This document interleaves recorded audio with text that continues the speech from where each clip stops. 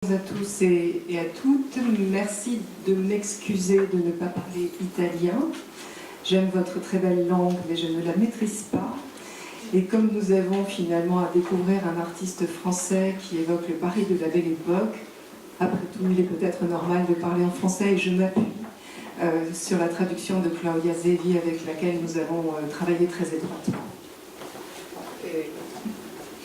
Trattandosi di un artista francese, forse il fatto di utilizzare la lingua francese, per quanto mi dispiace di non poter usare l'italiano, corrisponde a un'immagine di un artista molto legato alla Belle Époque francese.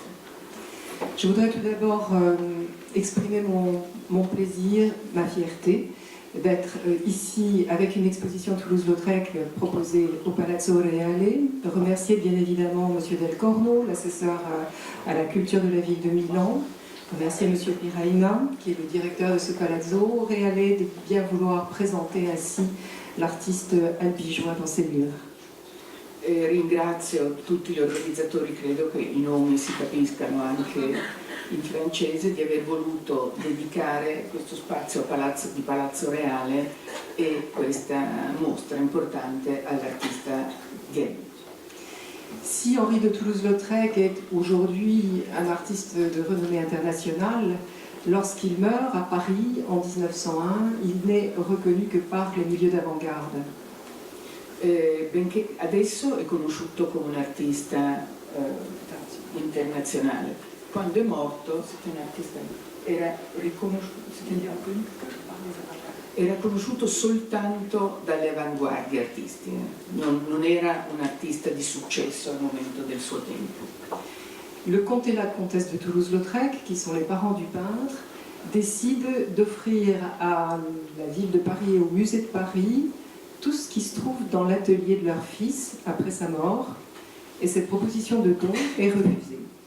Ce qui correspond à ce que je viens de dire, c'est-à-dire cette modernité de Toulouse-Lautrec qui fait qu'il n'est pas encore admis comme un artiste majeur. Il conte e la contessa di Toulouse-Lautrec, alla morte del figlio, propongono di regalare tutta l'opera, tutto quello che c'era ancora nell'atelier, ai musei di Parigi. La richiesta viene rifiutata e questo ci indica e ci fa capire quanto poco fosse conosciuto e compreso Toulouse-Lautrec proprio a causa della sua modernità. Seul un ensemble de lithographies seront acceptées par la Bibliothèque nationale, aujourd'hui Bibliothèque nationale de France. Et finalement, c'est la ville où Toulouse-Lautrec est né en 1864, Albi, qui va accepter cette proposition de don.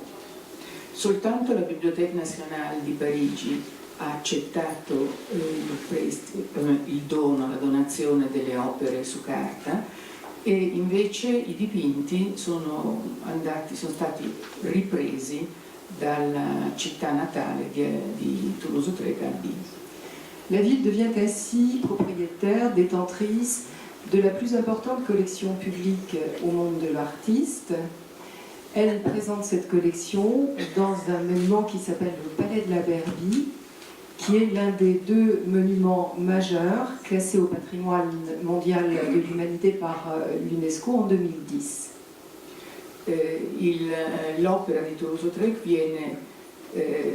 si trova attualmente in un grande edificio che si chiama il Palazzo della Berbie, che è il più grande museo al mondo di opere di Toulouse-Lautrec e che nello stesso tempo costituisce uno dei due monumenti classificati patrimonio nazionale dell'UNESCO di Albi, che sono la cattedrale di Albi e il Palazzo della Berbie.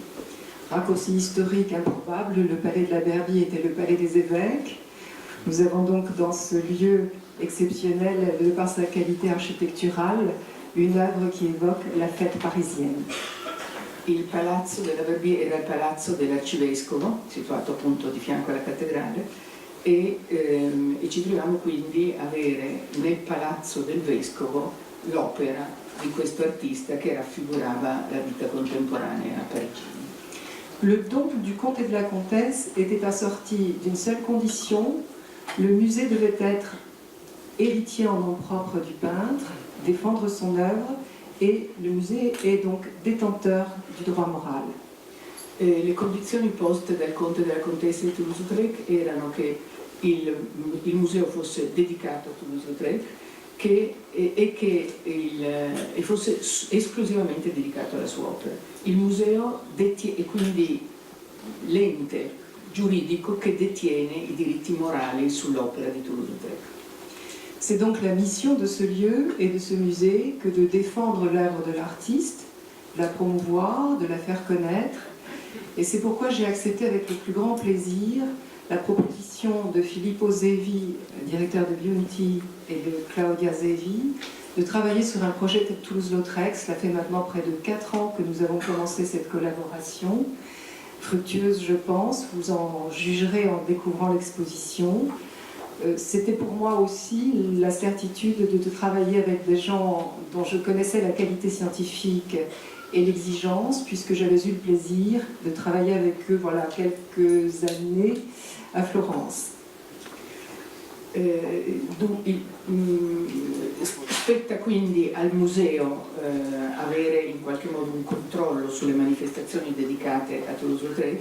Per questo ho avuto molto piacere 4 anni fa, quando mi è stata fatta la proposta di fare questa mostra a Palazzo Reale, sono già 4 anni che ci lavoriamo, perché ero sicura del rigore e delle caratteristiche scientifiche che questa mostra avrebbe avuto grazie a noi, ma anche grazie al Palazzo Reale. In realtà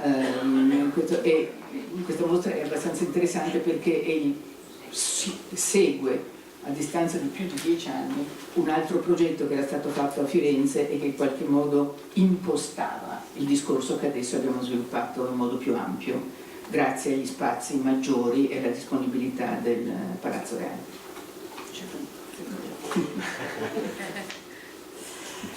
L'exposition que vous allez voir propose plusieurs lectures.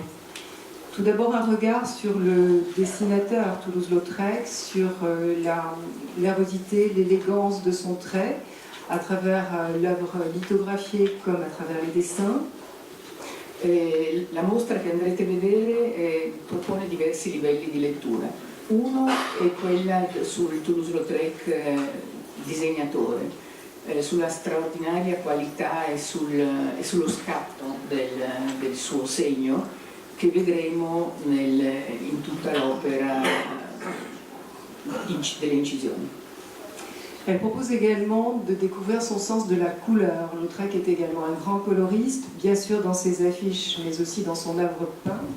Ces affiches qui sont pour la plupart iconiques, qui ne connaissent pas Moulin Rouge ou Ambassadeur, mais qui, de son temps, ont frappé ses contemporains par la puissance emblématique des images que Lautrec avait inventées et aussi par sa véritable recherche d'une lisibilité de l'ordre de la pubblicité. L'altro elemento è quello del Toulouse-Lautrec colorista, che vedremo esprimersi molto nei dipinti, che vedremo, e successivamente anche nei manifesti. Opere, diciamo, colori e uso del colore che non era affatto ovvio e che suscitò parecchie critiche e parecchie discussioni al momento del suo apparenza. L'exposition montre également comment l'œuvre de Toulouse-Lautrec s'inscrit à la confluence entre l'apport de la photographie et l'influence de l'estampe japonaise.